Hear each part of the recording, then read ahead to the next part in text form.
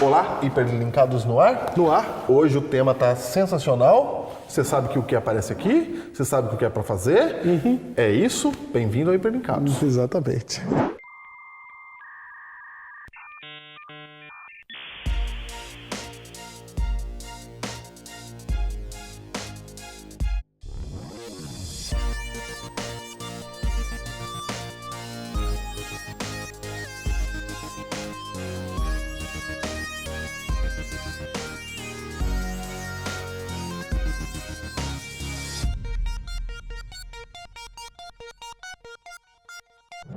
Ô Diego, sabia que tem hora certa para as coisas? Deus sabia. Hora certa para as coisas. Demora pra gente descobrir isso na vida, mas chegou Mas um tem momento que a hora gente certa. percebe. E no caso de Deus, Diego, Deus não é pego de surpresa. Certo. Ou você acha que Deus é que nem corpo de bombeiros? De vez em quando toca a sirene e ele... Nossa, tem que salvar! Essa comparação foi boa. Não, Deus não é pego de surpresa nunca. Deus nunca é pego de surpresa. Nunca. Nunca. Nunca. Ele sabe de tudo, ele sabe o que vai acontecer e ele age certinho. Isso. Nós não sabemos do futuro, de nada, então a gente fica preocupado com as coisas, né? Certo. A gente fica ansioso com as coisas. Por isso Cristo um dia falou, não andeis ansiosos, né? Certo. Então, um dos maiores eventos da história, Diego, existe para nos mostrar isso. Ok. Maiores eventos da história. Existe para nos mostrar isso, para a gente ficar tranquilo, porque a hora certa das coisas, as coisas acontecem. Ok. Entendeu? Entendeu. Então eu queria que você lesse um texto aí, Diego. Gálatas 4, 4 a 5. 4, 5. Olha o que diz lá. Diz assim, vindo porém a plenitude do tempo, Deus enviou seu Filho, nascido de mulher, nascido sob a lei, para resgatar os que estavam sob a lei, a fim de que recebêssemos a adoção de filhos. Olha, diz que Cristo veio na plenitude do tempo. Na plenitude. Na plenitude do tempo, na hora certa, Certo. veio Cristo. Aqui está falando de nascimento de Maria, não é? Isso. Primeira vinda de Cristo. Primeira vinda, nascimento de Jesus. Nascimento de Jesus. Isso. Então ele veio na plenitude do tempo. O que quer dizer plenitude do tempo? Pela introdução que você fez, quer dizer o momento certo. A hora certa. A hora certa. Ou seja, não teve nem atraso, nem adiantou. Foi no momento pleno, no melhor momento. Se fosse uma curva, quando bateu lá em cima, Foi. ali era a hora dele nascer. Ali ele tinha que vir. Isso. Tinha que vir. É isso? É, exatamente. Ok, então a gente já sabe que tem uma expressão bíblica chamada plenitude dos tempos para definir o momento ideal, o momento certo para o nascimento de Cristo. Isso. Ok? Ok. E quando foi esse momento ideal? Quando foi? Como que Deus sabia, aí agora é a hora? Entendi. Será que ele escolheu o tempo de Jesus nascer, sei lá, ele pensou assim, não, agora é a hora porque os romanos estão lá e... Vai espalhar uma nação só. Será que é isso que foi o Será? critério? Entendi. Qual foi o critério, entendeu? Tem um critério. Será que o critério foi tipo, agora o povo já tinha saído do cativeiro e o povo se ajeitou, né? E agora é a hora porque agora eles estão mais aprumadinhos, né? Né? Porque eles não estão mais bagunçados. Os fariseus estão lá tomando conta. Não tem poste ídolo mais, os Não caras, tem nada disso. o povo de Israel o tempo todo saía do trilho. Vamos lá. Será que foi isso? Será que foi isso? Não, a plenitude do tempo também... Então, a gente está dizendo... Não é que é uma coisa assim parecida com destino. Não é isso, né? Não. Não é que Deus falou assim, ó, vou vir nesse dia e pronto, acabou. Não importa o que ocorra. Não. Ele podia ter escolhido vir agora. Poderia ter escolhido vir agora. Poderia, né? Poderia. Por que ele não veio em 1522? Inventei essa data agora. Não veio. Ele veio no dia que veio lá. Então, ele veio por um motivo. A Bíblia fala. Ele veio na plenitude do tempo. Ele veio no tempo que tinha que vir. Ok. Então, isso, é isso que o termo plenitude do tempo quer dizer. Quer dizer que ele veio no melhor tempo. Ok? Agora a gente tem que descobrir por que esse era o tempo certo, o melhor tempo. Vamos descobrir. Então, para isso, a gente vai olhar uma profecia que fala sobre a vinda do Messias. Isaías 52, versículo 13. Eis que o meu servo procederá com prudência, será exaltado e elevado e será muito sublime. Como pasmaram muitos à vista dele, pois o seu aspecto estava muito desfigurado, mais do que o de qualquer outro, e a sua aparência mais do que a dos outros filhos dos homens. Assim causará admiração às nações, e os reis fecharão a sua boca por causa dele, porque naquilo que não lhes foi anunciado verão, e aquilo que não ouviram entenderão. Então aqui, a primeira coisa que a gente entende é que esse Messias ele é meio contraditório. Não que ele seja contraditório o que ele fala, o que ele é, mas ele traz sentimentos contraditórios a respeito dele. Ele não veio como eles esperavam. Você pode ver no texto aí, ele vem, ao mesmo tempo ele é lindo, mas ele é feio. Sim, Entendeu? é verdade. Ele é lindo, mas ele é feio, tá no exaltado, texto. muito sublime, Muito sublime, mas estava desfigurado. mas desfigurado. Aham, tá Né? escrito aqui. Olhavam para ele e o reputavam, como é que diz o texto aí? Pasmaram muito à vista dele, porque o aspecto estava muito desfigurado. Então, pasmaram as vista ficaram dele, né? Você olhava para ele e ficava espantado. Espantado. Ao mesmo tempo que ele fez com que todos os reis da terra, o que diz isso aí? Fechariam a sua boca. Ao mesmo diante tempo dele. que ele espantou os reis da terra também. Foi. Causou espanto. Isso. E aqui, Diz que ele- o espanto do rei da terra não foi por causa do aspecto físico. Foi porque aquilo que eles não tinha sido anunciado, eles veriam. Entendeu? Perceba Veio o que eles não esperavam. que tem uma galera que se surpreende que não está nem esperando ele vir. É, Não é? exatamente. Mas também tem um detalhe aí. Perceba que ele começa sendo exaltado, muito sublime, mas ao mesmo tempo ele é o maior dos sofredores. Desfigurado. Ele fala, a Bíblia fala claramente, ninguém sofreu mais do que ele. E aí, mesmo desfigurado, ele causa admiração. E ele causa admiração. Então perceba que é meio contraditório, né? Essa demonstração de quem ele é. Mas continua lendo que a coisa vai ficar ainda mais interessante. Mais interessante, Capítulo 53, agora verso 1. quem creu em nossa pregação? Esse já é um começo interessante, porque ele está falando assim, ó, isso aqui que a gente vai falar, ninguém nem vai É acreditar. difícil de acreditar. E a quem foi revelado o braço do Senhor? Porque foi subindo como renovo perante ele e como raiz de uma terra seca, não tinha aparência nem formosura. Aqui está o cenário, a descrição do cenário do momento que Cristo aparece na Terra, Ele apareceu como renovo, no meio do deserto. como raiz de uma terra seca. Isso. Agora eu quero que você imagine o seguinte, uma terra seca. Imagina aí a terra seca. Imagina cada um tem a sua imaginação. Né? O deserto seco, árido. O que que não tem nesse lugar, Júnior? Água. Ok. Não tem vida. Não tem água, não tem vida. Não tem vida. É árido. Hostil. Hostil. Hostil. Boa, hostil. Árido. Vai vendo. O cenário está sendo colocado aqui. Hostil, árido, sem vida. Então, quando já não tinha vida mais, de repente brota um renovo. O que é um renovo? O renovo é a esperança. É uma plantinhazinha. É. Tum. Num lugar onde não era para nascer. Não era para nascer, né? Não era para nascer. É estranho, porque se não tem água, como é que nasce uma plantinha? Aí é que está o poder da ilustração aqui. Perfeito. Está dizendo que está nascendo um renovo numa terra seca. Ou seja, num lugar que não tinha mais esperança de nada. O que ele está falando já é uma impossibilidade, nascer um renovo numa terra seca. Então, a comparação é muito forte. Ela está dizendo assim, ó, quando acabou a esperança, Onde não dava para nascer nada, quando nasce. tinha acabado, nasceu. No lugar onde não era para ter nascido nada, nasce. No lugar que é símbolo de morte, nasce. Nasce. Nasce. Isso é esperança. No lugar onde não era para ter aquilo, tem. Tem. Saiu vida do lugar onde não tem vida, saiu vida onde tem morte. Surpreendentemente. Surpreendentemente. Isso aí é uma descrição do cenário. Quando Jesus vem à Terra, ele não vem porque a Terra está florida, esperando o Messias. É o contrário, porque a gente falou no começo que era o melhor tempo. O melhor tempo para causar espanto. Olha que interessante. O melhor tempo para Deus, nesse caso aí, a gente vai entender mais sobre isso ainda, era precisamente o nosso pior tempo. O nosso pior tempo. O nosso pior tempo. Você olha hoje para o mundo e fala assim, o mundo está terrível. O mundo é uma miséria, o mundo só piora. E eu vou concordar com você, mas eu vou dizer o seguinte, Júnior. Aquele tempo era um tempo terrível. E eu acredito, biblicamente, que ainda era pior do que hoje. Eu digo, é pior. Você acha que é pior? Sim, eu tenho certeza que era pior. Então fala um pouco sobre isso. Vou falar sobre hoje, só para você saber que é pior. Se você não precisa voltar muito, você volta 100 anos atrás, as pessoas de cor, elas viviam acorrentadas. Verdade. Já era pior, hoje não vive mais. Aí você fala, mas ainda tem preconceito, etc.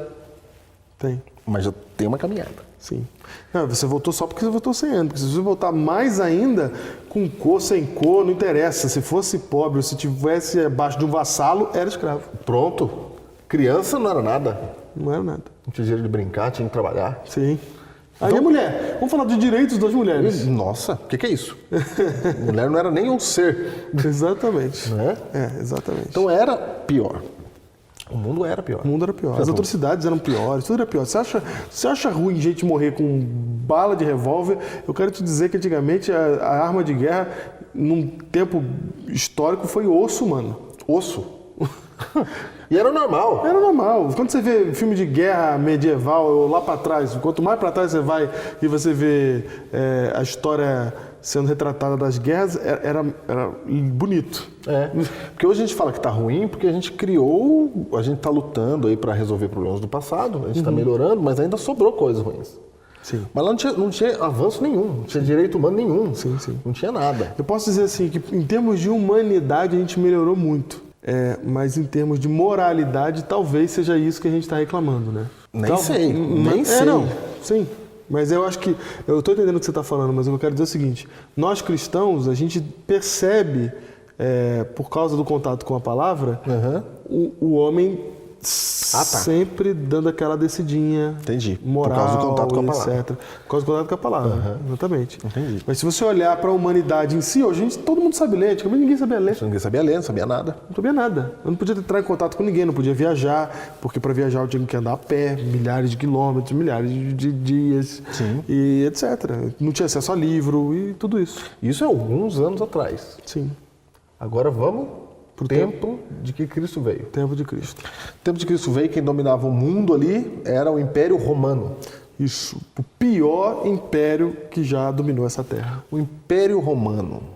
O Império Romano, quando ele conquistava uma nação, ele pegava o deus dessa nação e fazia ele parte do panteão romano. Ele assimilava. Assimilava. Falou, agora conquistamos esse deus, é nosso. É nosso agora. É nosso. Então tinha um monte de adoração a vários deuses. Todas ali juntas. Então, a religião pagã, a própria religião pagã na época de Roma estava desacreditada. Porque tinha muita coisa misturada, muito ali. Então, até os cultos pagãos não representavam mais nada. Entendeu? Tinha perdido ali eram cultos de nações conquistadas, né? Que adoravam seus deuses sem força, porque os deuses estavam conquistados. Sim. Então, a religiosidade em geral estava ruim. Estava ruim. Era só... Estava ruim. E a do povo de Israel estava terrível também. A do povo de Israel não podia estar ruim, porque ele era um povo de Israel. Não é?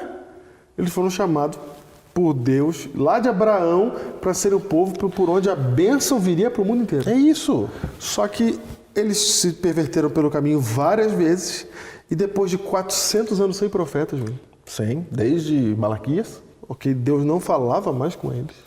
Não mandou profeta nenhum. Não mandou mais. Porque mandava também, eles matavam, era terrível. Terrível. O profeta vem com a palavra de Deus, que a palavra de Deus ela nunca é aquilo que a gente está esperando, né? Não. Aí quando ela vem e não é o que a gente está esperando, a gente faz o quê? A gente joga fora o cara da mensagem. O cara da mensagem. Exatamente. Mata o mensageiro. E aí acontecia isso também. 400 anos sem profeta, silêncio. Deus não estava falando nada. Toda a história do povo de Israel, Deus o tempo todo se relacionou com eles. De maneira muito direta. De repente Deus ligou, tecla mute. Silêncio. Silêncio. E eles, doidos para que não tivesse cativeiro de novo, e já estavam na mão de Roma, etc., querendo a libertação de Roma, eles começam a transformar a religião numa coisa que tinha muito mais a ver com paganismo do que realmente com a ligação com Deus. Ficou árida a religião. Ficou árida. Seca, porque não tinha, o sumo sacerdote não era sumo sacerdote coisa nenhuma. Só para você ter uma ideia, a Arca da Aliança já não estava ali mais. A Arca da Aliança já tinha sumido. Exatamente. Não estava ali mais. Só para você ter uma ideia, só sempre teve um sumo sacerdote. Quando Jesus chega aqui tem 2. Olha aí, ó. Completamente contra as regras. Um sumo sacerdote, o sumo sacerdote representava quem, Júnior? Ele representava Cristo. Quantos Cristos vieram à Terra? Vieram um só. Então sempre tinha um só sumo sacerdote. Quando Jesus veio tem 2.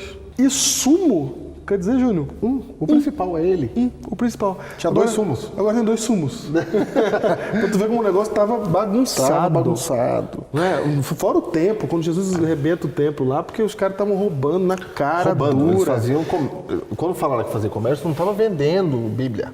Não. Não era isso vender Bíblia. Não era vender Bíblia, não era fazer DVD. Não. Quando fala que Jesus expulsou os vendilhões do templo, os cambistas do templo. Os cambistas. Então não era. É porque tinha bolsa de valores lá. Tinha bolsa. Tinha um esquema de troca de dinheiro. Tinha, você chegava com o seu cordeirinho para fazer o sacrifício, o cordeiro tinha que ser sem defeito. Isso. Aí o sacerdote olhava, ele analisava o seu cordeirinho para ver se tinha defeito, e ele achava defeito. Achava o defeito. Achava. E você veio de longe com o seu cordeirinho e falava, o que eu faço agora? Ah, nós do templo temos cordeiro aqui para oferecer. Certinho, você não precisa ir embora para casa sem fazer o sacrifício. Tem uns bonitinhos ali pra você Tem comprar. ali certinho. Ah, é cordeiro do templo, com o selo do templo. Isso. Então, quanto é? Aprovado. Tá aprovado. Tá aprovado. Quanto é? O seu dinheiro não, Não é aceito aqui. não serve aqui não. Tem o dinheiro do templo. Tem que ser dinheiro do templo. É surreal, né? Porque tinha o dinheiro de Deus. É, o dinheiro mais santo esse. Como é que eu faço? Você troca no cambista. Troca. O que acontecia com o valor da ovelha? Sempre que você troca dinheiro, você perde dinheiro. Subia lá nas alturas. E o camarada não tinha o que fazer. Que é um jeito até de você perder a percepção, né? Porque, por exemplo, se eu tenho reais, né? E eu preciso comprar uma coisa em euros, já dá uma bagunçada na minha cabeça. Você não sabe. A ideia de caro De e valor, barato desaparece. desaparece um pouco. É, porque uma água em real, 5 reais uma água pra gente é caro. É caro. Né? E 2 euros é bem mais caro do que 5 reais. É, mas a gente. Acho que é 2. 2 tá bom. É, Né? tá bom. A mesma coisa acontecia no templo. Se fazia isso com o dinheiro para você poder arrecadar mais ainda. Cara, o camarada comprava. Aquele que tinha dinheiro comprava o cordeiro lá, fazia o sacrifício. E o sacerdote falava assim: o cordeiro que você trouxe, deixa aqui com a gente, que a gente cuida dele, pra você não ter que levar embora. Isso, vai levar embora não, deixa aqui com a gente. Deixa aqui. É base de troca, base de troca. Base de troca, é. Base de troca, o cordeiro é base de troca. É. E aí ele pegava e vendia esse cordeiro pro próximo. Isso, ele botava como um cordeiro aprovado para ser vendido para um outro que eles iam fazer E era mesmo sem esquema. defeito mesmo. Isso aí, essa galera era da igreja. Então, paganismo ruim, Ruim, igreja ruim, ruim. tão ruim que quando Deus vem aqui, a igreja não recebe Deus. Você vê aqui em João, Não capítulo é 1. surreal que Deus vem aqui, Deus vem aqui e a galera de Deus não recebe Deus? Não é surreal? Não receberam. Não, tá na Bíblia aqui, ó. João, capítulo 1, e o versículo 11. Veio para o que era seu e os seus não receberam. Olha como é que estava a situação da igreja. Situação. Então veja, o mundo estava terrível, estava tão terrível que o que Jesus expulsou de demônio, Foi, tava terrível. o tempo todo Jesus expulsou demônio. O demônio andava entre as pessoas, porque onde você ia tinha um problema desse para resolver. O mundo estava de tal maneira e a religião que foi feita para religar o homem a Deus já não estava mais religando nada. Ela era uma religião de fachada, uma religião de aparência. Tem um livro que fala sobre isso, que é O Desejado de Todas as Nações. Ele dá detalhes disso que a gente está contando aqui, Júnior. Não dá tempo para a gente falar tudo que está escrito lá, mas procura o capítulo Desejado de Todas as Nações, do capítulo Plenitude dos Tempos. Tudo que a gente está dizendo aqui está retratado lá, Tá lá. em detalhes.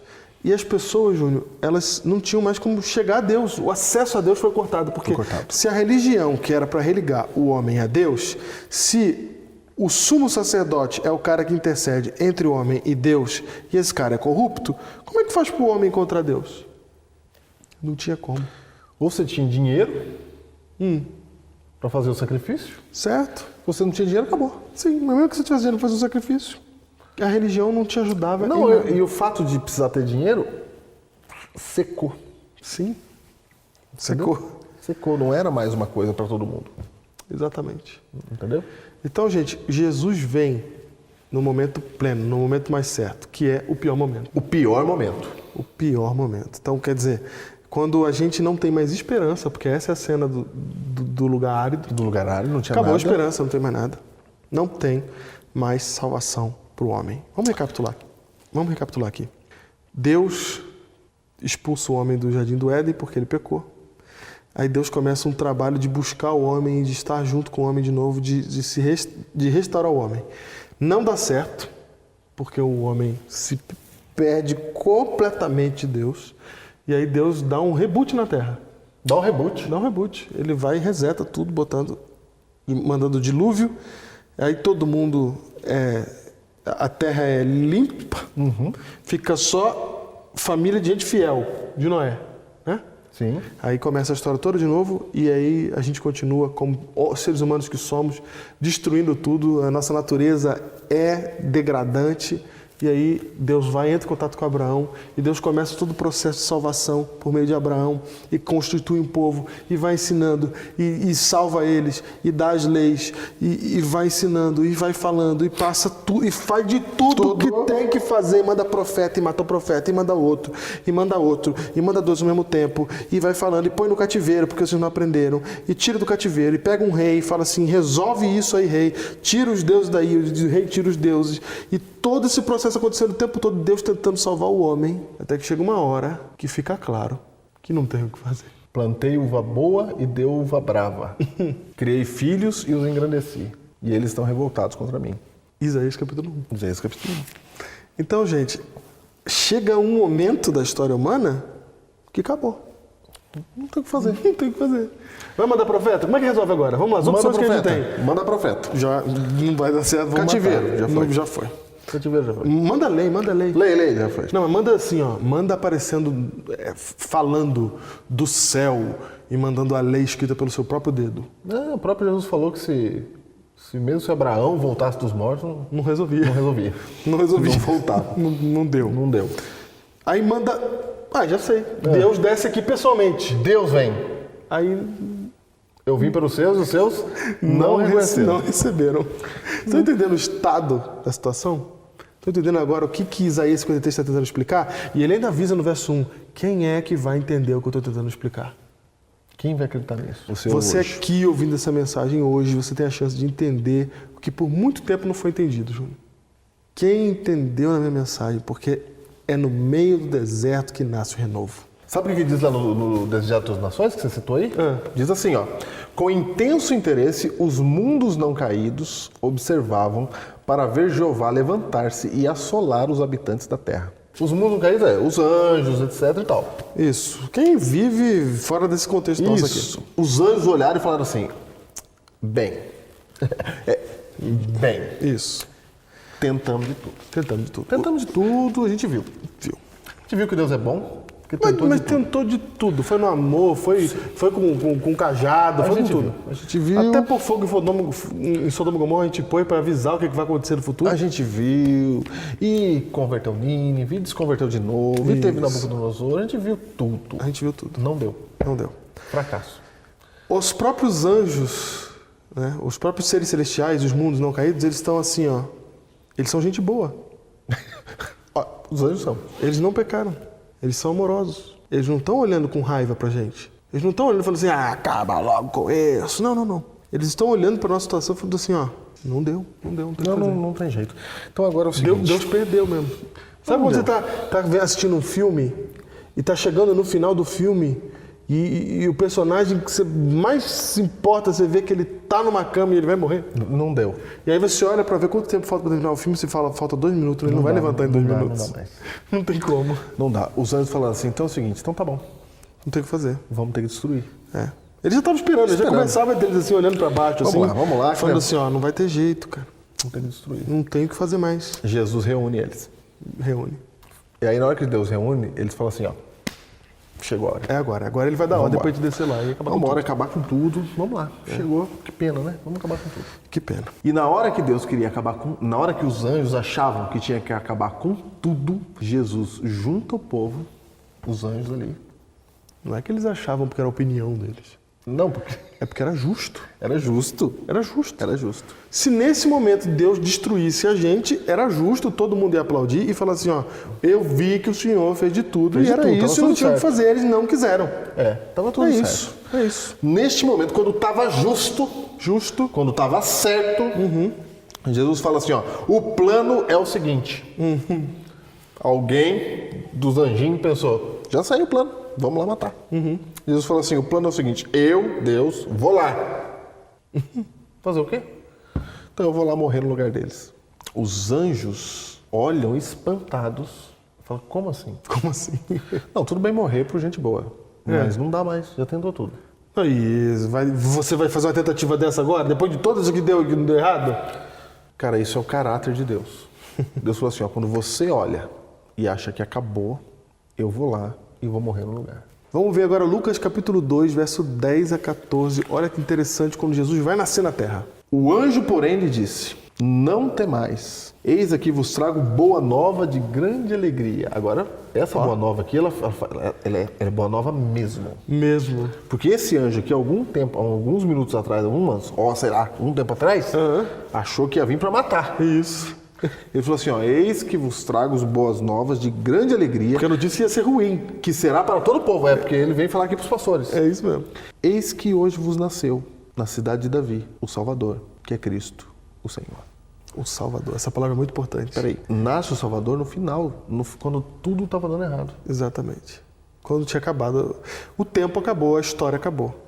Aí nasce o Salvador. Nasce o Salvador. O Salvador não nasce no meio da história. Não. Ele nasce na plenitude do tempo. No fim da história. Na meia-noite da história. Isso. Quando todo mundo achava que ia acabar, Deus se levanta e fala assim, eu vou lá salvar. Eu, em pessoa. Qual é o plano? Vou lá e morro no lugar deles. Isso.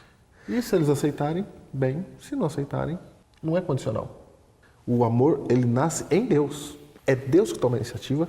Ele vem, e ele não vem porque tinha gente boa ali. Sim, não. Ele vem quando acabou tudo. Agora acabou tudo. Aí ele vem e fala assim, agora é a hora, eu vou lá e vou viver e morrer por eles. Isso vos servirá de sinal, verso 12. Encontrareis uma criança envolta em faixas, deitada em manjedoura. E subitamente apareceu com um anjo uma multidão da milícia celestial, louvando a Deus, dizendo, glória a Deus nas maiores alturas e paz na terra entre os homens a quem ele quer bem. Olha que legal, Júnior. Os anjos surgem, o anjo vai avisar assim, eu vim trazer uma boa notícia. Eu achei que ia ser ruim, cara, mas eu vim trazer uma boa notícia para você, porque hoje nasceu o Salvador. Nasceu o Salvador. E aí quando ele fala isso, os anjos aparecem atrás e começam a cantar. E a gente pensa que isso é uma cena de liturgia, né? Que é combinado no céu. Vamos fazer um grande anúncio. Um grande anúncio. Grande anúncio que Jesus está vindo. Então é o seguinte, na hora que eu falar, vocês ficam atrás de mim escondidinho aí. Na hora que eu falar, aparece todo mundo e a gente canta aquela música que a gente combinou. Ensaiou. A gente acha que é assim.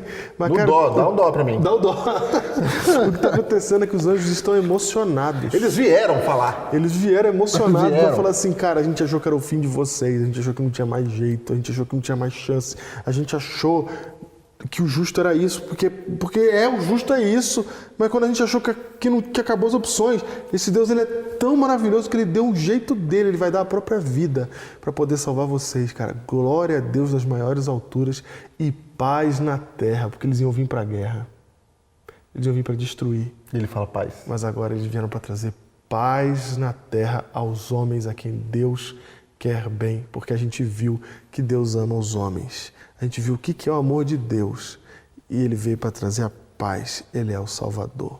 Quando a história da terra ia acabar, quando o nosso tempo acabou, Deus renovou sua misericórdia. E a gente só está aqui agora porque Jesus nasceu no nosso pior momento.